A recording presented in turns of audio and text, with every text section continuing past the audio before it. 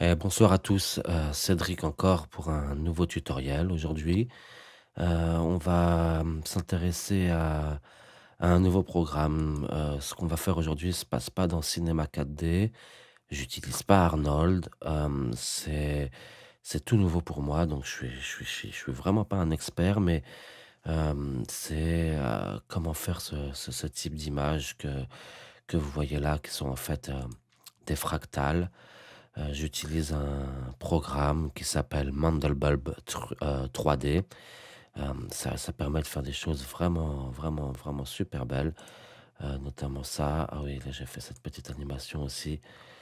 Hem, il y a du son, mais là, j'ai enlevé le son. Vous pouvez pas entendre, mais allez sur ma page et vous verrez tout ça en live et avec un peu plus de détails.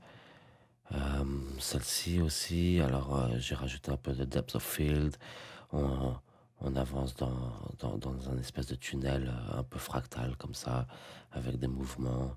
C'est vraiment des expériences, je suis vraiment pas au point encore, quoi. J'apprends.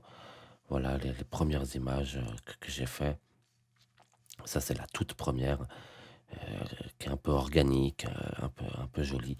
Et en fait, je voulais vous expliquer comment ça marche et même peut-être, vous expliquer le processus que j'ai utilisé pour faire cette animation qui en fait, est faite à partir d'une image, d'une simple image.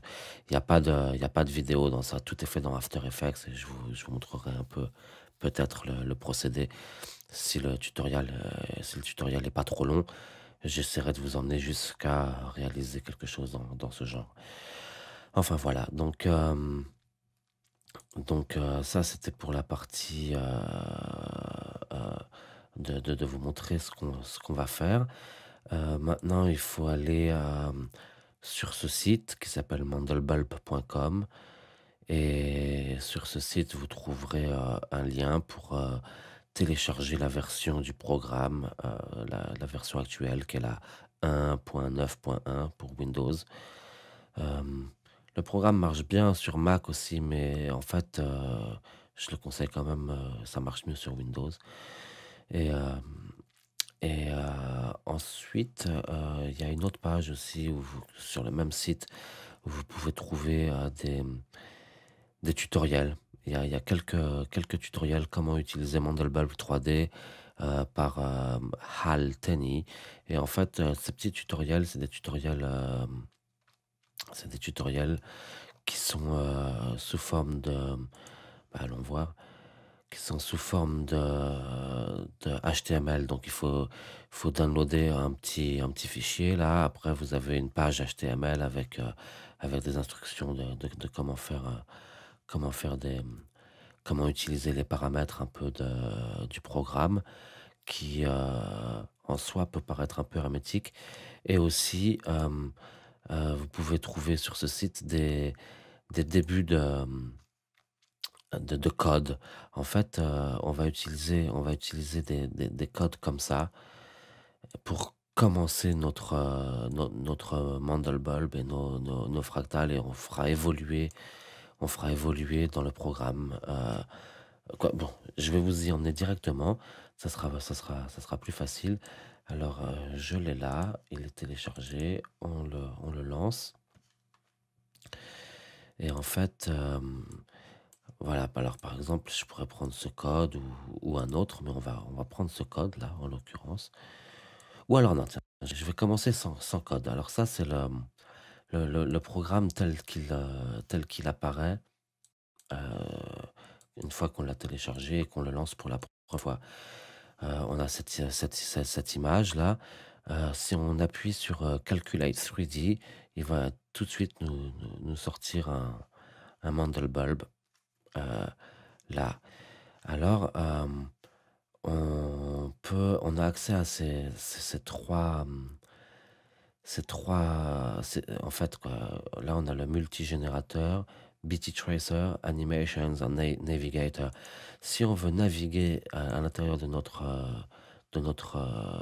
Mandelbulb, l'idéal, c'est d'aller sur, le Navigator et en fait, on peut zoomer, On peut utiliser les touches A, D, E ou C pour se tourner sur dans le model bulb. On peut aussi le faire,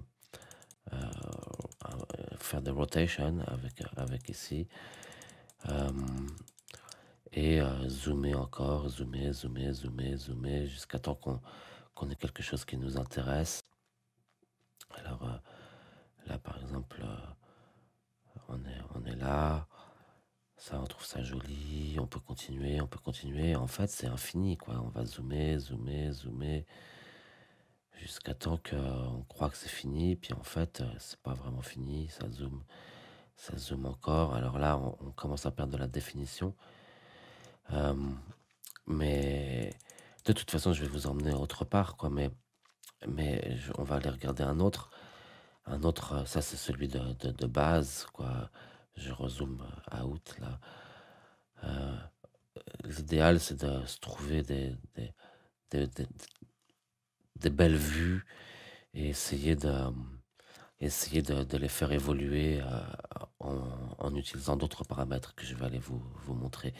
Alors bon, ça c'est la fenêtre, navigation, on y reviendra, elle est importante. J'ai aussi, compris, j'ai pas trop suivi les tutoriels à vous dire vrai. J'ai un peu exploré et en cliquant sur cette fenêtre, la donc multagène, j'ai, vu qu'on pouvait changer des paramètres ici et ensuite, appuyer sur, par exemple, mutate et donc ça nous donne, des versions différentes de l'image qu'on avait, du Mandelbulb qu'on utilisait jusqu'à présent. Je trouve ça intéressant. C'est comme ça que en fait, moi, je crée mes 1ers Mandelbulb avant de continuer à explorer par la suite. Alors, par exemple, je sais pas, si on aime bien celui-ci ou une vue, on peut aussi, appuyer plusieurs fois et trouver des vues différentes encore. Tiens, ça paraît intéressant. Ou alors ça, heu, on va voir. Heu, allez, on va se prendre un petit peu différent. Tiens, celui-là, là. Et là, en faisant un clic droit dessus, je peux faire Send to main editor. Donc je l'ai envoyé dans la première fenêtre sur laquelle on est arrivé et il faut recalculer. Donc, voilà, là, on a un tout nouveau Mandelbulb que je pourrais ensuite donc, aller visiter, voir dans le navigateur. Alors si je veux le revoir dans mon navigateur, il faut que j'appuie sur la touche paramètres. En appuyant sur la touche paramètres, ça me le load ici et là, je peux à nouveau, aller l'explorer de plus proche, essayer de trouver une vue qui m'intéresse, par exemple, et je pourrais répéter le procédé, à l'infini. Il y a aussi, ici, on a des paramètres qui sont assez importants dans cette fenêtre. C'est notamment le Z multiplier et le R fold. Donc, le multiplier, comme vous voyez, alors je vais dézoomer un petit peu, mais le multiplier, il nous permet de faire changer la forme de façon assez drastique. Euh, je peux revenir ou faire reset value et le rfold il fait changer d'autres paramètres. Donc c'est tout simplement génial. Si on veut l'animer, quand on va l'animer, ça pourrait être deux paramètres très importants. Alors on pourrait, attends, je vais reset value, celui-là aussi, on va se le remettre vers 0 là, ou 2 je sais pas, attends, reset value. Ok, voilà. Donc là, on est revenu, oh pardon, je l'ai perdu. On est revenu au départ. C'est la forme qu'on va utiliser et on va essayer de la faire évoluer. Il y a plein de façons de faire évoluer cette forme et de l'explorer, par la suite. Pour ça, je vais fermer ici. Je vais mettre cette fenêtre un petit peu plus grosse, que ça soit un peu plus parlant pour vous aussi. Le programme, il se met en tellement de fenêtres que les fenêtres sont pas toutes, quoi, voilà, quoi, c'est J'ai peur que vous voyez pas grand-chose peut-être sur le tutoriel, donc je vais essayer de mettre ça un peu plus grand ici. Et la façon de le faire, c'est, là on est en preview, on peut se mettre en vidéo, en mid et alors là on a un ratio, notamment, on va se mettre en mid, on va se mettre à 100, donc 1.1 et on va recliquer calculate, voilà. Là, on se retrouve avec une plus grosse fenêtre, une très grosse fenêtre, qui nous a donné plein de couleurs, plein de choses. On va, on va revenir, dans tout ça pour changer des paramètres. Le 1 chose que je vais la première chose que je vais vous montrer, c'est que, voilà, ça et là, ça c'est update. C'est que tout ce qu'on fait dans le, navigateur, en cliquant sur, navigateur là, on peut aussi, le faire, ici. Donc là, on a position, on a rotation. Ici, on peut faire de rotate, degré de rotation. Donc, par exemple, je pourrais regarder l'image à 90 degrés en tapant 90 et en faisant calculate encore. Je vais pas le faire là pour tout de suite, juste parce que je veux pas perdre de temps à recalculer cette image. Mais je veux aller vous montrer les autres choses avec lesquelles il faut jouer en fait pour s'amuser avec ce programme. Heu, la première, c'est lighting, ici.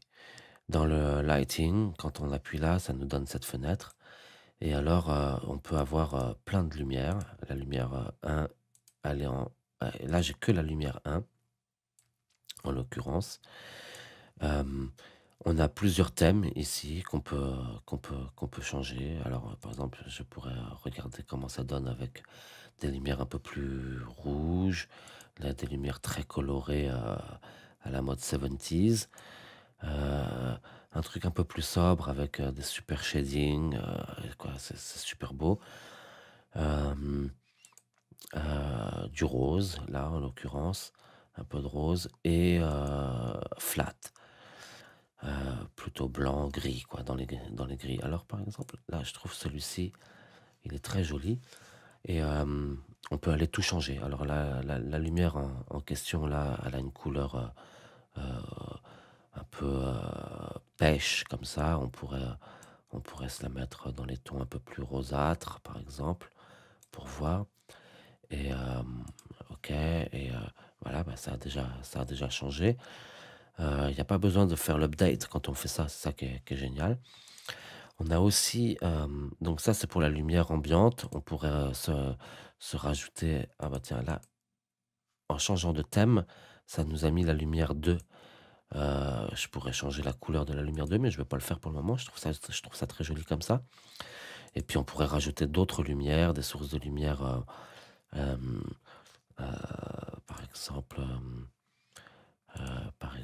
si je la mets on là et on peut changer alors on peut les mettre en positional light, on peut changer la position de notre lumière. Hem, voilà, c'est beaucoup, beaucoup à explorer. En l'occurrence, je vais pas me servir de la lumière 3 là et ensuite on a une, tab ici qui est la tab objet qui nous donne ça. Alors, ça c'est pour la couleur de la diffuse. Ça c'est pour la couleur de la specularity. Donc là, j'ai beaucoup de specular, on peut voir et pas beaucoup de diffuse. Je peux changer ma diffuse, très, très brillante et je peux aller changer, tous les paramètres de couleur. Alors ça, c'est diffuse, ça, c'est spécular, ça, c'est transparence. C'est dans ce sens-là. Heu, je pourrais cliquer et par exemple, je vais mettre du mauve à la place et ça m'a changé un peu le mauve là et ici, on a un slider. Alors, il use le glue slider. Tout est collé, vous voyez? Ça change à chaque fois que je fais que je fais ça, ça me rajoute beaucoup plus de orange dans ma scène parce que ça prend en compte tous ces oranges là, alors que là, ça les prend moins et je pourrais, par exemple, dans ces oranges, aller mettre du gris. Alors là, par exemple, j'ai tous ces gris, il suffit de cliquer C dessus et par exemple venir ici et faire, V et ça m'a mis du ça m'a mis ce ça m'a copié ce paramètre.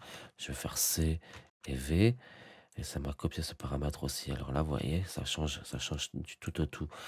Alors je vais pas, aller trop dans les paramètres, c'est à vous de tester tout ça, mais c'est les paramètres importants. Je veux vous montrer. J'ai pas changé la spécula, mais j'aurais pu en changeant ici, ces paramètres de couleur, en faisant un clic droit, j'aurais pu changer toute la couleur de la spécularité, aussi, et voir, par la suite, ce que si ça me plaît ou pas. Ça, c'est les paramètres, de lumière, un paramètre assez important. Franchement, pour changer un rendu une fois qu'on est content avec, c'est là que ça se passe. Donc je vous invite à vraiment venir, regarder tout ça. Ensuite, on a des choses, une chose aussi très importante, c'est juste en dessous le lighting ici, là, il y a marqué Post Process. Alors quand on appuie sur Post Process, ça nous donne cette fenêtre, et là je vois que j'ai, les en fait, l'ambiante, l'occlusion ambiante en fait, et là on a aussi les Hard Shadow. Hard Shadow, si je le clique, ça va utiliser, les lumières que je veux. Je pourrais utiliser lumière 1 et 2 puisque j'ai 2 lumières dans ma scène, mais là, en l'occurrence, je vais utiliser qu'une lumière, et je vais appuyer sur Calculate Now. Alors l'image va se recalculer, et ça va me calculer ce qui s'appelle les Hard Shadows. Très important. Je pense que c'est mieux quand on s'en sert. Pour le moment, je me sers pas du normal Z-Buffer, je m'en sers pas ici. Tout ça, je me suis pas servi trop, et les réflexions et transparences, je m'en suis pas servi. Quand j'ai essayé, ça m'a vraiment, heu, fait changer le temps de calculation de mes images, énormément, et j'ai pas eu trop envie de m'en servir jusqu'à présent. Alors, cette fenêtre, on peut la fermer, et ensuite on a les formules. Et alors là, dans les formules, c'est là que tout se passe. Là, en l'occurrence, on a une formule 1, une formule 2, et j'ai rien en slot 3, 4, 5, 6. Mais, la 1 et la 2 combinées me donnent ce fractal. On peut tout à fait aller les changer. Alors, par exemple, ma formule à 1, il y a toutes ces formules, tout ça, ce sont des formules qui affectent le fractal. Ne me demandez pas de vous expliquer ce que c'est, parce que j'en ai absolument aucune idée. C'est mathématique. Ce qui se passe derrière, pour moi, c'est vraiment, vraiment incompréhensible, et j'ai pas envie de chercher à comprendre, pour vous dire la vérité. Mais, en étant curieux, on peut, cliquer, par exemple, se mettre sur 3 et se dire: «OK, tiens, on va changer, on va essayer d'ajouter un paramètre». Alors je sais pas moi, heu, le premier là, Amazing FPS, et on va aller, recalculer. Alors il se peut que ça marche pas. Il y en a certaines qui sont pas compati certaines formules qui sont pas compatibles avec d'autres, et comme je vous dis, je connais pas du tout, comment ça fonctionne, mais on peut essayer. Alors, je vais aller appuyer sur Calculate, et on va voir si ça change quelque chose ici, et là, en l'occurrence, j'ai l'impression cette formule n'a pas l'air de fonctionner. Donc je vais aller en prendre une autre. On va les changer, on est toujours en slot 3, on va les changer, on va se mettre, je sais pas, hein, parce que je ne connais absolument pas les formules, mais par exemple, celle-là, pourquoi pas? On va essayer, on va voir si ça fonctionne. Calculate. Alors là, ça calculate, ça change tout notre fractal complètement. Alors, bien sûr, il y a beaucoup d'aléatoires dans tout ça, hein. Qu'on s'entende bien, je j'ai pas du tout prétention de pouvoir maîtriser, la les formules et l'assemblement des formules, mais, ça vaut le coup d'essayer. Si vous aimez pas le changement, parce que vous préfériez l'image d'avant, hem, je vous invite à venir cliquer sur cette petite, flèche qui est le undo. Donc, on enlève, je vais vérifier, je vais appuyer sur, calculate encore. Donc j'ai pas enlevé assez, il faut que j'enlève 2 fois, parce que, dans ma formule 3 maintenant j'ai le Amazing FPS, et c'est celui qui marchait pas. Donc, je vais, l'enlever plusieurs fois et refaire calculate, Et là, je suis allé un petit peu trop loin, je crois, parce que du coup, j'ai perdu mon ratio là. Mais c'est pas grave, on va se remettre en mid, en 1, et on va faire calculate encore, et on va se retrouver à nouveau sur notre image de base. Je vais aller vérifier que les hard shadows soient toujours là dans le post-process. Et en effet, là, elles sont plus là. J'étais allé un peu trop loin dans mon undo. J'ai pas fait attention. Donc là, je peux faire stop, faire calculate encore. Ça va me calculer mes hard shadows. Et voilà. Après, on va aller, on va aller explorer un autre type de render. Et je vais vous montrer comment on peut faire ça en utilisant ce que d'autres gens euh, plus au point ont déjà réussi à... Non, c'est pas la fenêtre. Ont déjà fait, et on va voir par exemple en prenant cette formule. Alors je vais la copier-coller, je vais faire CTRL-C, et là on peut cliquer sur From Clipboard. Alors je vais, même si celle-ci était jolie et que j'aurais pu commencer à vraiment m'amuser avec, je vais aller à From Clipboard. Ça me dit Press Calculate. Je vais aller Press Calculate, et je vais me retrouver avec l'image ici, cette image qui est donc ce paramètre. Ça permet de créer cette image. Euh, c'est très intéressant parce que ça permet d'utiliser les images des autres pour pouvoir commencer à changer de formule, ou justement en allant dans Multagène, par exemple, changer des paramètres là. Et je vais vous montrer autre chose qui est très important après. Et là, on va faire mutate. Et là, ça me donne par exemple, si j'ai pas envie d'attendre, je pourrais cliquer sur et faire show in main editor. Il, il va me la calculer. Normalement, peut-être pas, parce qu'il est en train toujours de faire ça. Donc, j'aurais pu faire cancel là. Show, calculate. Il va me la calculer là.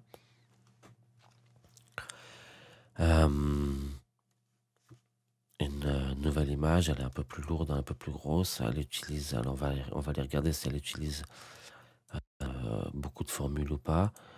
Elle utilise a box very scale 4D. Elle utilise reciproc, mais c'est tout. Après, elle utilise pas les autres. Et on va aller voir dans le navigateur, paramètres. Elle est là. Ce qu'on pourrait réussir à obtenir, en, soit en zoomant, soit en changeant ça. Alors c'est beaucoup d'expérimentation. Si on commence à zoomer énormément, on va se retrouver après, on voit plus rien. Par exemple, je vais laisser s'update un peu dans la prévue. Donc là, la définition est pas géniale. J'imagine que vous voyez pas grand-chose chez vous non plus, mais c'est en train de se préciser un peu, quoi. Et alors, on a ça. Si on veut le voir en mieux, on peut faire View to Main. Et alors, je me l'envoie ici. Vous voyez, on dirait un peu une cathédrale gothique ici, là. C'est joli. Et je l'ai envoyé. Il faut recalculer encore à nouveau. Cette vue que j'ai ici va apparaître ici maintenant. Doucement, doucement. Alors, le programme est assez lourd. Il prend beaucoup de ressources, vraiment. Si je vais calculation, là il prend je sais plus où c'est, mais je sais qu'il utilise mes 12 processeurs, et c'est relativement lent. Donc tiens, c'est la thread counting calculation 12. Euh, c'est relativement lent, donc j'imagine si on a que 2 ou 4 processeurs, ça va être très lent. Je crois pas qu'il y ait de version qui utilise le GPU. Donc voilà quoi, et il faut s'adapter. Euh, Là, je vais le laisser se faire. Il va faire la passe d'ambient occlusion. Et voilà, j'ai ma vision de mon fractal. Hem, Si je vais en post-process, celui-ci calculate pas les hard shadows, donc je pourrais, faire calculate hard shadows aussi, mais je vais pas le faire tout de suite. C'est juste pour vous montrer que en faisant from clipboard, on pouvait, arriver ici.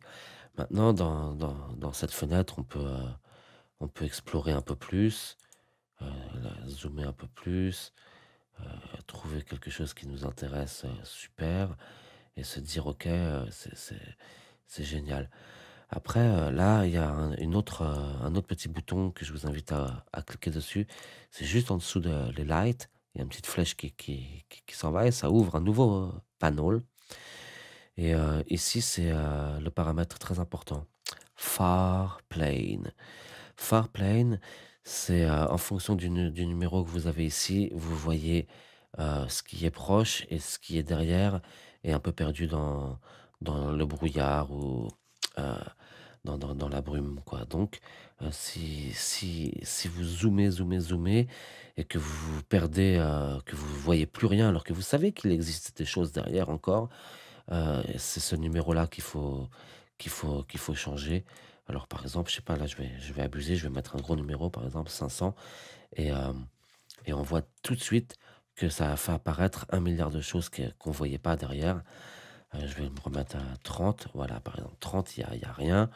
À 100, heu, on a toujours la même image, mais on révèle plus de choses derrière, et à 300, Heu, on voit encore 1 milliard de choses de plus. Donc si je continue de zoomer là maintenant, j'ai, j'ai de la matière, à regarder derrière, des choses qui peuvent être intéressantes à aller explorer. Alors par exemple, si je prends, cette image et que j'essaie de la faire, je vais la faire rotate un peu comme ça, la faire monter un petit peu, et là, vous voyez, je perds de la vision. Si je monte ou descends ce paramètre, je vais, gagner, en précision, je vais voir plus de choses. Alors là, je reviens sur quelque chose qui m'intéresse ou pas, quoi, parce que des fois on peut explorer pendant longtemps et trouver rien qui nous intéresse, vraiment. Ça arrive, de pas trouver de super formule, et vraiment de se perdre, on peut y passer beaucoup de temps, quoi, hein. On peut passer vraiment, vraiment beaucoup de temps à explorer et pas trouver nécessairement le fractal qui nous plaise, ou la valeur qui nous plaise, ou des fois on veut faire une animation et on se retrouve avec juste une belle image. Par exemple, je pense que ça peut être, ça peut être beau. Alors je vais me l'envoyer dans cette image, juste pour voir en détail ce que c'est. View to main, et je reviens à calculate, et je vais calculer celle-ci. Alors, ce que je vous invite à faire aussi, qui est très important, c'est de sauvegarder votre projet, assez régulièrement. Non pas que le programme plante beaucoup, il est relativement stable, mais c'est bien de sauver plusieurs itérations de plusieurs versions de son même projet pour pouvoir être capable de revenir en arrière. On explore beaucoup, on se perd beaucoup, et au final, on peut perdre parfois, une superbe image, quelque chose qui nous plaisait bien, et on ne sait pas comment revenir. Par exemple, l'image que j'avais juste derrière là, qui me plaisait quand même bien, là, en l'occurrence, je l'ai perdue et je ne sais pas si je pourrais être, capable de la retrouver assez facilement, même juste en faisant parfois le undo, soit on enlève trop, soit on n'enlève pas assez. Hem, c'est pas toujours facile. Donc voilà, on pourrait, commencer à se dire: Cette image est sympa, je voudrais, changer le lighting», par exemple. Alors, je vais à lighting, heu, je pourrais aller, mettre des couleurs, regarder comment ça se passe, dans différents modes, mais je pourrais aussi tout simplement aller changer ma lumière moi-même, et voir. Alors laissons-la en gris pour le moment, et je suis pas trop fanat de de cette image et avec cette image, je pourrais pourquoi ça pourrait être joli, hein, si je la faisais en grand, si j'allais la regarder en vraiment grand. Donc si vous voulez la voir en très grand, vous pouvez aller sur ce truc et heu et la recalculer. Alors là, ça va mettre relativement longtemps. Si je fais ça, elle va être, très grande, vous voyez? Elle est, super, super, super grande. Elle a un format de, 3072 par, 17-28.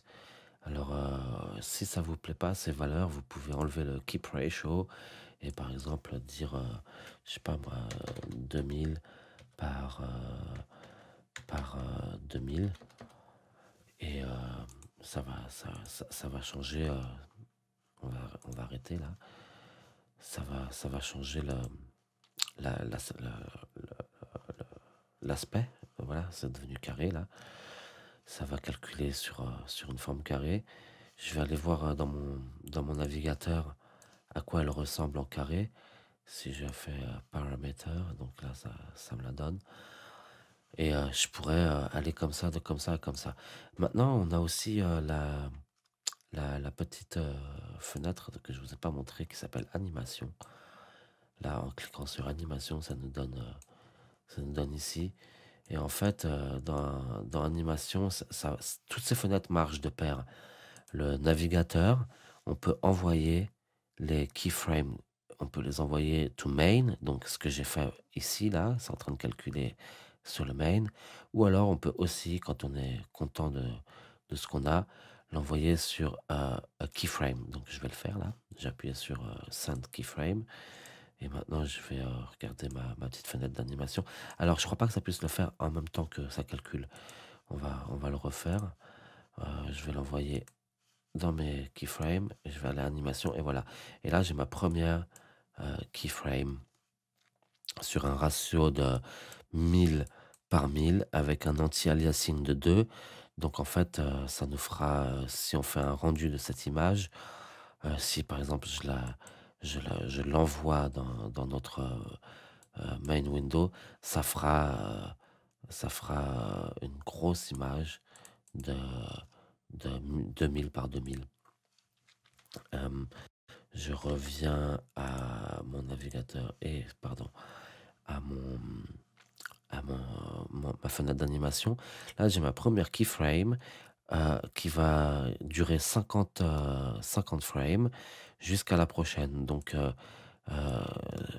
si je me mets sur la prochaine et que je retourne à mon navigateur, là, par exemple, je pourrais zoomer ou zoomer out, par exemple, faire ça, venir regarder cette image, cette petite image là, je pourrais tourner ma caméra, bon, faire tout ce qu'on peut faire, tout ce qu'on veut faire, quoi. Changer aussi le far plane. En général, j'essaie de garder les mêmes values, mais des mêmes valeurs, mais pourquoi pas. Et je pourrais dire, si je stoppe là-bas, je pourrais dire dans mon navigateur envoyer la keyframe et ça me la met en numéro 2. Maintenant, j'ai une animation de 50 images. Si je veux la voir, je peux cliquer sur Render Preview. Mais si je veux faire de Render Preview, là, ça va me mettre 9 minutes avec ces paramètres de 1000 par 1000, anti-aliasing 2. Et l'idéal, c'est de downscale. Donc là, si je fais downscale, vous voyez, la valeur diminue énormément. Et ensuite, j'aurais aussi pu changer mon paramètre ici, me mettre à 500 par 500 par exemple, ce que je vais faire. Et ça va aussi diminuer énormément ma preview. Là, par exemple, 1 minute à 4 avec anti-aliasing 2. Donc je vais faire render preview, ça va me mettre cette petite fenêtre ici. Cette petite fenêtre, elle est, elle est vraiment petite. Donc c'est vraiment pour se rendre compte de ce que ça va être. Je vais la laisser se faire. Et pendant que ça se fait, je vais vous parler d'un des paramètres les plus importants que pour le moment j'ai omis, mais qui est très très important. C'est celui-ci, Julia. Julia on ou Julia off. Là, il se trouve que ce paramètre, Julia est on, mais on pourrait, par la suite, je vais diminuer le ratio et on va aller voir, on va essayer. Ça change la vision de ce qu'on voit, du tout au tout. Vraiment, vraiment, c'est le paramètre le plus important, quoi. Avec la lumière, bien entendu, et les formules, mais même une fois qu'on a fait tout ça, si on change le Julia, ça change le fractal de façon, bah, incroyable, quoi. Donc on va le tester après, une fois qu'on aura fini cette petite, preview là, qui met entre parenthèses un petit peu plus longtemps qu'1 minute, mais c'est pas grave, c'est peut-être aussi j'ai le recording en même temps, tout ça se fait en même temps. Hem, je vais en profiter pour vous montrer dans animation, on a plusieurs, fenêtres. Hem, Moi, je rends toujours, au moment de faire mon rendu final, si je fais une animation, il faut cliquer sur Save the Buffer parce que on va s'en servir par la suite. Alors voilà, là, c'est notre petite animation, de fractal qui va très vite. 50 images, hem, rendues, je peux pas l'agrandir la fenêtre, je peux pas vous montrer mieux que ce que vous voyez, mais si on en est content, bah, on a les 2 premières keyframes et on peut continuer donc en allant sur, Navigator. Donc là, je vais le fermer, hein, exit. En allant sur Navigator, on peut zoom in, zoom out, continuer, trouver une super vue, se dire, OK, je vais aller, un peu à droite, un peu à gauche, regarder ce qui se passe. Voilà, en l'occurrence, j'ai perdu mon truc, j'ai bougé ma souris de façon un peu trop conséquente. Mais peu importe, vous comprenez de toute façon. Je pourrais aussi, tout simplement retrouver ma, ma frame que j'avais en allant sur animation, en revenant avec ce petit truc sur ma keyframe 2 par exemple, et là, on a ce bouton, envoyer au main programme, donc je pourrais faire ça. Je pourrais recalculer l'image en plus petit. Pardon, excusez-moi. En plus petit, par exemple en, je sais pas moi, en 500 par 500, donc, et je pourrais faire, calculate, et donc là, j'ai mon image qui va se calculer de façon beaucoup plus rapide que si c'était en 2000 par 2000, et ensuite je peux la renvoyer, heu, dans mon navigateur en appuyant sur, paramètres. Donc, voilà, là, ça y est, je l'ai retrouvé. Ça sera mon image. Enfin, c'est 3 fenêtres, navigateur, animation, et tout, et voilà, et en fait, après, vous avez à peu près tout ce qu'il vous faut pour, rendre, une belle image ou moins belle. En l'occurrence, là, pour ce tutoriel, j'ai pas trouvé un super, fractal, donc je vais aller en chercher un autre et on va se rendre une image et on va continuer, avec le processus. Alors, par exemple, lui là, il a, par exemple, le Tuberville, je crois. Par exemple, celle-ci, elle est bien. Je pourrais partir avec celle-là, ou alors il en a, je crois, il en a une autre, celle-ci aussi. Donc là, on a des valeurs intéressantes. Je vais prendre celle-là. Et lui, il est assez cool. Ah non, tiens, là, il nous a pas donné. Pourtant, je pensais qu'il nous avait donné le code pour celle-ci, mais là, je le vois pas. Donc, on va prendre un autre code. Tiens, on va essayer celui-là. Donc, on le copie. Là. Attends, je vais quand même regarder cette image. Elle est intéressante. En fait, elle est plus intéressante que ce que je pensais. Euh, ça pourrait être chouette.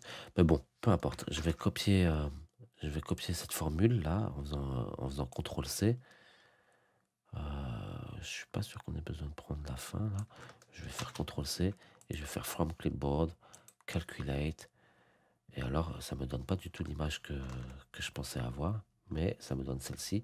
Et c'est pas grave, c'est très bien. On va se faire mutagène, on va aller mutate, on va se trouver une belle image, une image qui nous permet de naviguer dedans. Par exemple, celle-ci, elle me paraît bien.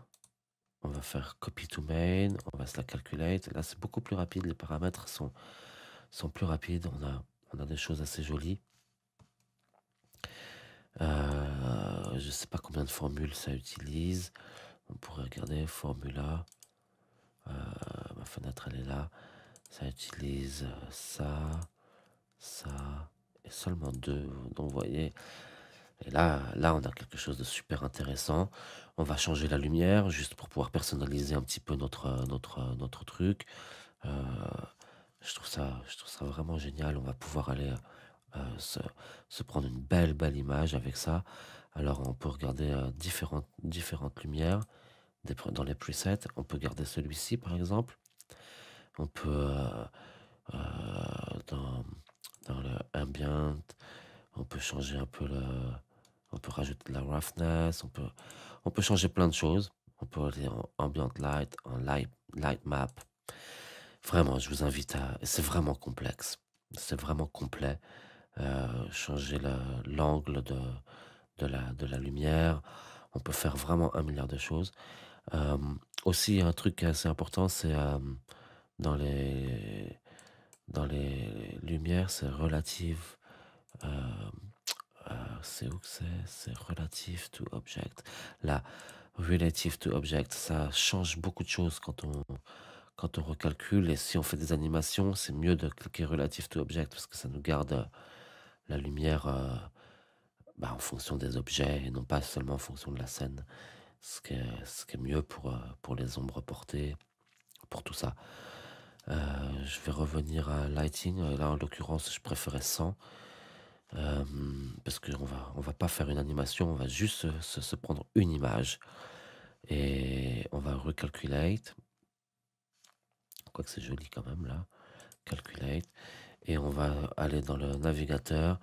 Je vais pas sauvegarder ça, c'est pas grave. On va se remettre à paramètres. Et on va aller essayer de naviguer un petit peu dans cette image. Alors des fois le zoom agit de façon incroyable. Des fois j'ai du mal à comprendre pourquoi. Et alors si ça va trop vite, il faut appuyer sur la touche Shift en même temps. Et ça nous permet notamment quand on utilise ces paramètres.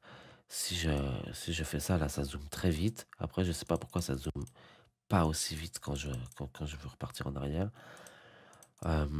Donc ce que je fais, c'est que je clique sur paramètres et au lieu de zoomer comme ça, j'appuie sur la touche Shift. Oh, pardon, ça n'a pas l'air d'avoir marché. Pourtant, Hold Shift Key for Finer Steps. Alors, voilà, bon, là, on va se trouver une belle image. On va se le mettre un petit peu 700. On va tourner un petit peu. On va aller sur le côté. On va essayer de se trouver une image qui a de la profondeur. Je veux.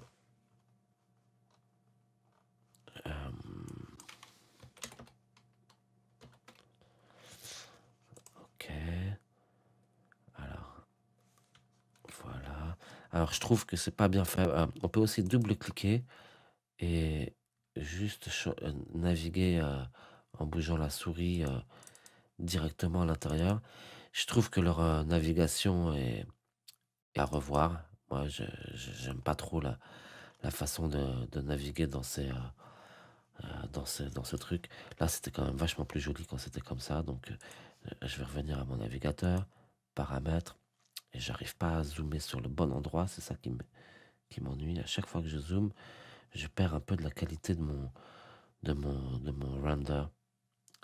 Aussi, ce qu'on voit ici, c'est pas ce qu'on voit dans cette image. Si je fais View to Main et que je recalculate, ici on aura beaucoup plus de détails. Alors il faut être conscient de ça parce que là, dans mon navigateur, on voit pas grand chose. Je pourrais rajouter de la lumière, ce qui se rapproche de ça. mais c'est jamais aussi beau que ce qu'on a. Écoute, ce que je vais faire, c'est que, je vais, pas l'envoyer là, je vais stop, je vais revenir en arrière et je vais faire calculate encore et je vais revenir sur ma première image et c'est celle-ci qu'on va se rendre. On va pas aller plus loin, on va s'amuser avec cette image dans After Effects, pour, voir, ce qu'on peut faire avec. Bien que j'aurais aimé avoir un peu plus de profondeur, hem, j'aimerais quand même réussir à avoir un petit peu plus de profondeur, mais sans trop, aller loin. Alors je comprends pas pourquoi le zoom, il me fait ça là, comme ça me rend un petit peu fou. Je dois avouer, j'ai un petit peu de mal avec, ce truc-là. Et si je prends cette image et que je l'amène dans le, view, pardon, animation, on en a plus besoin. Là, hem, que je la remette, view main, on va regarder ce que ça nous donne. Calculate aussi, je vous ai pas montré le Julia thing. Là, Julia, il est on et on va l'enlever. Donc je vais faire un rendu de cette image avec et un rendu sans. On changera les paramètres ici et après on ira à Save Picture et c'est génial. On peut sauver, en PNG, JPEG et on peut aussi sauvegarder, la Z-Depth, ce qui va nous servir beaucoup dans After Effects si on va jusque-là. Puisque dans After Effects, on pourra se servir de cette passe pour ajouter de la profondeur de champ et c'est super intéressant. Voilà, bah, là, je suis content avec cette image, bien que je pourrais, si vraiment c'était pas dans le cadre du tutoriel, je m'amuserais à changer les formules, j'essaierai de personnaliser ça, mais là, dans ce cadre, je vais garder ça, je vais juste changer mon format de mon ratio et ouais, c'est joli, franchement, c'est joli. Je peux pas vous la montrer en plus grand pour le moment, mais on va se la rendre et on va aller dans After Effects. Alors pour rendre l'image, plusieurs choses. Je vais, d'abord je vais, dans animation, bon là, on va s'enlever ces keyframes parce qu'on en a pas besoin et ce que je fais en général, c'est, pour la sauvegarder, pour être sûr que je la perds pas, heu, je me l'envoie en tant que keyframe là dans animation. Ici, on peut changer le ratio ici et l'anti-aliasing, donc ça c'est, relativement important.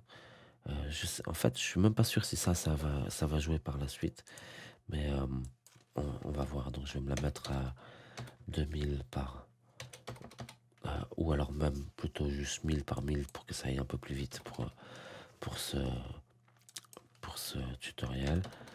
1000 par 1000, en Z-depth, nanana.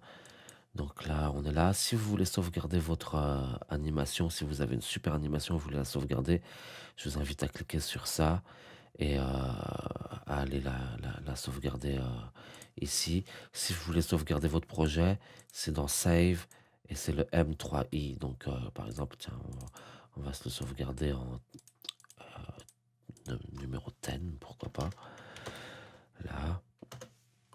Et notre animation, pour vous montrer, on fait ça et moi je me la sauvegarde à côté du projet aussi, avec le même numéro, donc 10, save.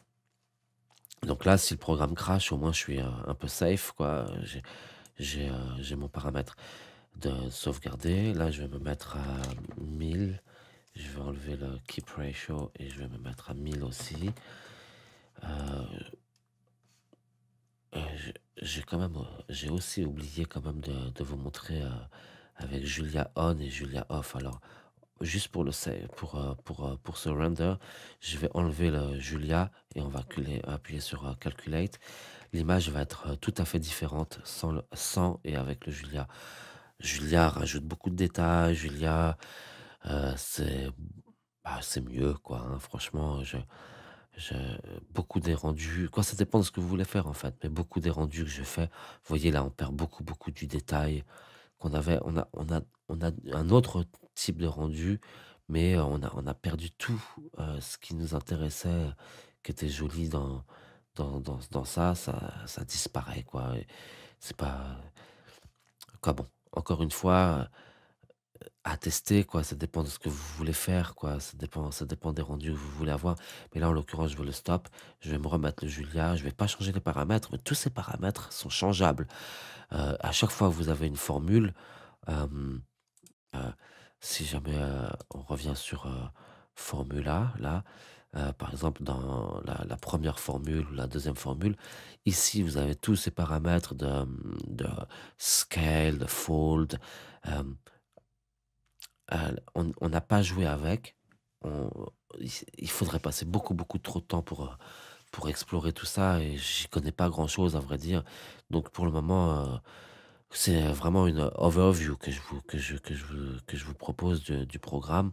C'est pas du tout, quelque chose d'exhaustif, mais j'essaye de passer sur tout ce qui m'intéresse et tous les paramètres avec lesquels je joue pour que vous puissiez jouer avec aussi, quoi. Le lighting, il est joli, mais il pourrait être plus joli. Et pour être plus joli, je pense, si on rajoutait les hard shadows, donc je vais le faire tout de suite. Je vais arrêter le processus là et je vais recalculer avec le hard shadows. Et une fois que ça sera fait, on va sauvegarder l'image en PNG et la ZPass et on se retrouvera un peu plus tard dans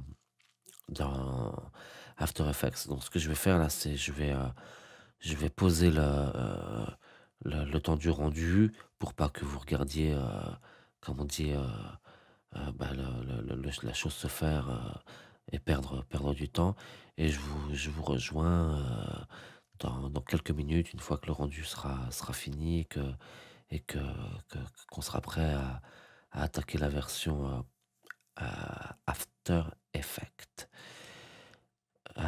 Allez, à plus tard. À ciao.